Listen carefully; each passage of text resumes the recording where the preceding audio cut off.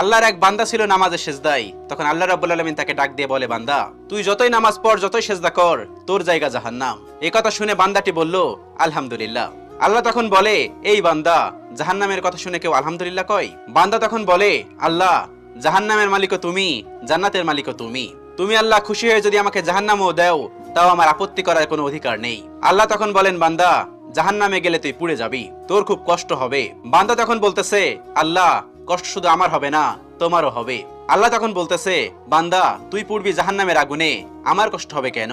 বান্দা তখন বলে, আল্লাহ, কোনো মায়ের কোল থেকে যদি কোনো বাচ্চা পানিতে পড়ে যায়, তাহলে কোনো মাই দূরে দাঁড়িয়ে থাকতে পারে না, দৌড়ে গিয়ে বাচ্চাকে কোলে নেয়। আমার বিশ্বাস ওই মায়ের চেয়ে কোটি কোটি গুণ দয়া তোমার বেশি। আমাকে জাহান্নাম দিলে তুমিও আল্লাহ শান্তি পাবে না। আল্লাহ তখন বলে, বান্দা, এই দলিল তুই কই পাইলি? বান্দা তখন বলে, আল্লাহ, আমাদের জাতির পিতা ইব্রাহিম আলাইহিস সালাম তোমার প্রেম মুখে নিয়ে যখন নমরুদের আগুনে পড়ে গেল, তার আগে